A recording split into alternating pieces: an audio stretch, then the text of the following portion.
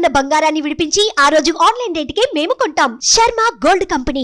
నమస్కారం, సుమన్ టీవీకి స్వాగతం.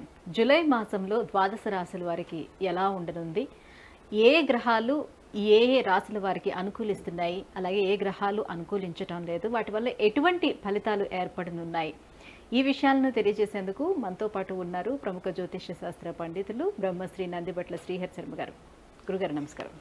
వాగర్థ వివ సంపృక్తౌ వాగర్థ ప్రతిపత్తయే జగదఃపితరౌ వందే పార్వతీ పరమేశ్వరౌ. సదాశివసమారంభాం శంకరాచార్య మధ్యమాం అస్మదాచార్య పర్యంతం వందే గురుపరంపరాం.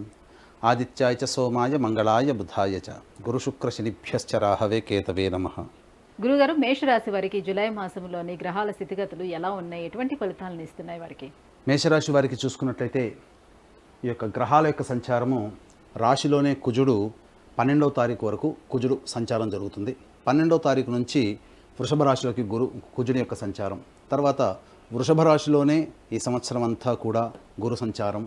అలాగే శుక్రుడు రవి మిథున రాశిలో, రవి 16వ తారీఖు నుంచి కర్కాటక రాశిలో సంచారం జరుగుతుంది.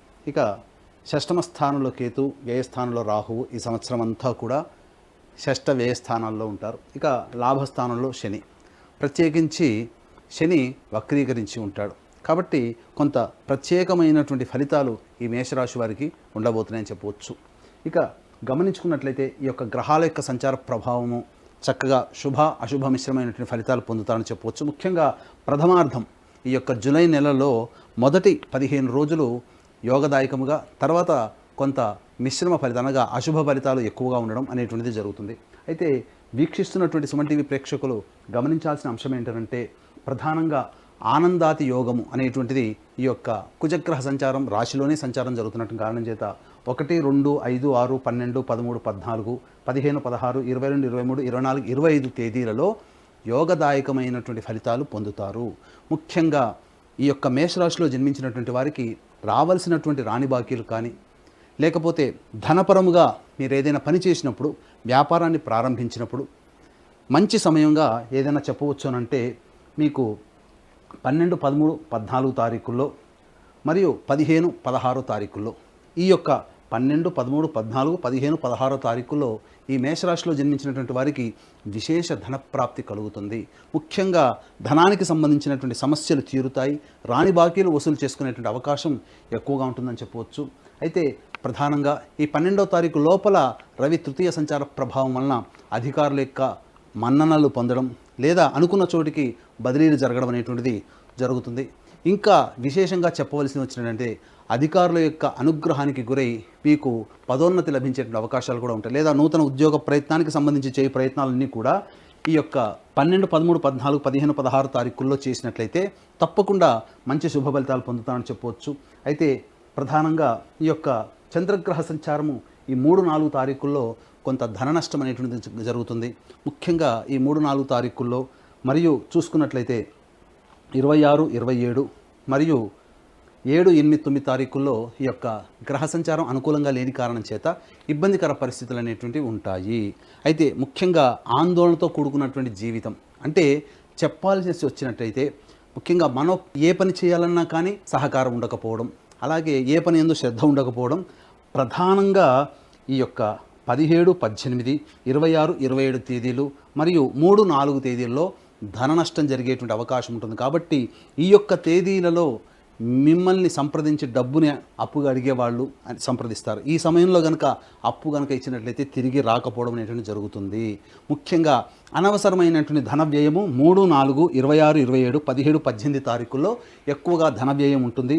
అలాగే 19, 20, 21 తేదీల్లో ప్రధానంగా గమనించుకున్నట్లయితే అనవసరమైనటువంటి వృధా ప్రయాణములు చేస్తారు, మానసికమైనటువంటి ప్రశాంతత లోపిస్తుంది. ఇక విద్యార్థులకి చూసుకున్నట్లయితే ఈ యొక్క మేషరాశి వారికి అనుకూలంగా ఉంటుంది, మంచి విద్యని పొందుతారని చెప్పవచ్చు. అలాగే వ్యాపార రంగంలో ఉన్నటువంటి వారికి, ముఖ్యంగా రియల్ ఎస్టేట్ రంగంలో ఉన్నటువంటి వారికి మొదటి 15 రోజులు అద్భుతమైనటువంటి యోగదాయకమైనటువంటిగా చెప్పవచ్చు. ఇక గమనించుకున్నట్లయితే మేషరాశి వారికి సంబంధించి శని లాభస్థానంలో వక్రీకరించి ఉన్నటువంటి స్థితి పొంది ఉండటం, ఈ కారణం చేత కొద్దిగా 1కి 2 సార్లు ఎక్కువగా కష్టపడాల్సి వస్తుంది. చేసిన పనే 2-3 సార్లు చేయాల్సినటువంటి పరిస్థితి తలెత్తుతుంది. కాబట్టి జాగ్రత్తగా మీ యొక్క పనులను కనుక మీరు ఒక క్రమ పద్ధతిలో మీరు చేసుకునేటట్టయితే తప్పకుండా మీరు విజయాలను పొందుతారని చెప్పవచ్చు. అలాగే రియల్ ఎస్టేట్ రంగంలో ఉన్నటువంటి వారికి యోగదాయకము, అలాగే ఫుడ్ అండ్ బెవరేజెస్ సంబంధించినటువంటి విషయాల్లో, అలాగే రెస్టారెంట్ సంబంధించినటువంటిది, కళాశాలలకు విద్యాలయాలకు సంబంధించినటువంటి వ్యాపార రంగంలో ఉన్నటువంటి వారికి ఆనందదాయకంగా ఉంటుందని చెప్పవచ్చు. ముఖ్యంగా ఈ యొక్క మేషరాశి వారికి సంబంధించి చేయు వివాహ ప్రయత్నాలు ప్రథమార్థంలో అనగా మొదటి 15వ తారీఖు లోపల కనుక మీరు చేసుకున్నట్లయితే గ్రహాల యొక్క అనుగ్రహం సంపూర్ణంగా ఉన్నటువంటి కారణం చేత మంచి ఫలితాలు పొందుతారని చెప్పవచ్చు. విదేశీయానం, విదేశీ ప్రయత్నానికి సంబంధించినటువంటి చేయు ప్రయత్నాలన్నీ కూడా చాలా చక్కగా జరుగుతాయి. అలాగే లాభసాటిగా ఉంటుందని చెప్పవచ్చు. ఏతావాత చెప్పొచ్చేది ఏంటంటే అనుకూలమైనటువంటి తేదీలు ఈ యొక్క మేషరాశి వారికి ధనపరంగా, ముఖ్యంగా ధనపరమైనటువంటి ప్రాప్తి, అధిక ధన ప్రాప్తి, లేకపోతే మీరు అనుకున్నటువంటి వ్యాపార రంగంలో మీరు ఊహించకున్నటువంటి సందర్భంలో ధనము రావడం, ఉద్యోగ ప్రయత్నంలో కలిసి రావడం, ఇవన్నీ కూడా మీరు 12, 13, 14, 15, 16 తారీఖుల్లో గనక పెట్టుకుంటే చాలా మంచి జరుగుతుంది. విశేష ధనప్రాప్తి అని చెప్పవచ్చు. ఇక ఉద్యోగ రంగంలో ఉన్నటువంటి వారికి 22, 23 తారీఖుల్లో చేయు ప్రయత్నాలన్నీ కూడా కొలిక్కి వస్తాయని చెప్పవచ్చు. ఏ తర్వాత 24, 25 తారీఖుల్లో కూడా మంచి శుభ ఫలితాలు పొందుతారు. 1, 2 తారీఖుల్లో అనగా ఈ జూలై మాసం ప్రారంభంతోనే మంచి యోగాన్ని పొందేటువంటి అవకాశాలు ఈ యొక్క మేషరాశి వారికి ఉన్నాయని చెప్పవచ్చు. ఇక సంతానానికి సంబంధించినటువంటి ప్రయత్నం అనగా 7, 8, 9 తారీఖుల్లో మనోవ్యాకులత ఎక్కువగా ఉంటుంది. కుటుంబపరమైనటువంటి కలహాలు ఉంటాయి. కాబట్టి 4, 7, 8, 9 తారీఖుల్లో జాగ్రత్తలు పాటించండి. అలాగే 19, 20, 21 తేదీల్లో సంతానపరమైనటువంటి చిక్కులు లేదా సంతానంతో విరోధం ఏర్పడము, అలాగే నష్టము, వృధా కాలయాపన, ఇవన్నీ కూడా జరిగేటువంటి అవకాశాలు ఉంటాయి. కాబట్టి జాగ్రత్తలు పాటించండి.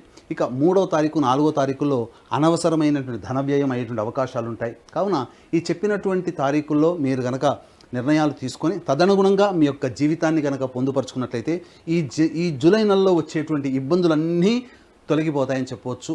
అలాగే ప్రధానంగా వీక్షించేటువంటి సుమన్ టీవీ ప్రేక్షకులు కూడా గమనించాల్సిన అంశం ఏంటంటే ఈ యొక్క గురు పౌర్ణమి సందర్భంగా జూలై 21వ తారీఖు రోజున దక్షిణ కైలాసంగా పిలువబడేటువంటి శ్రీకాళహస్తిలో ప్రత్యేకించి విద్యార్థుల కోసం, ఎందుకంటే దక్షిణామూర్తి ఉన్నటువంటి క్షేత్రం కాళహస్తి కావున ఈ యొక్క విద్యార్థుల కోసం దక్షిణామూర్తి హోమము, సరస్వతి హోమంతో పాటు వివాహము, ఉద్యోగము, సంతానము, దాంపత్యం, అనారోగ్య సమస్యల నివారణకి 18 రకాల హోమాలతో పాటు వృషభ, మిథున, కర్కాటక, సింహతుల, వృశ్చిక, మకర, కుంభమీన రాశిలో జన్మించినటువంటి వారికి శనిదోష పరిహారార్థమే శనీశ్వర హోమం, అలాగే అఘోర పాశుపత మంత్ర హోమంతో పాటు విశేషంగా రాహుకేతుల పూజ ఈ యొక్క శ్రీకాళహస్తి క్షేత్రంలో జూలై 21వ తారీఖు రోజున మా ఆధ్వర్యంలో జరుగుతున్నాయి. కేవలం 1500 రుసుము చెల్లించినట్లయితే మీ గోత్రనామాలు నమోదు చేసుకుంటారు.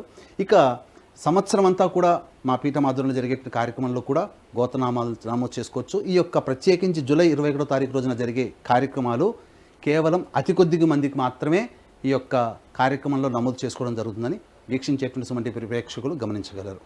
గురుగారు ద్వితీయ స్థానంలో గురువు ఉన్నారు కాబట్టి వాళ్ళకి గృహయోగం ఉండే అవకాశం ఎంతవరకు ఉంది? ఈ నెలలోని ప్రయత్నాలు చేసుకోవచ్చు అంటారా?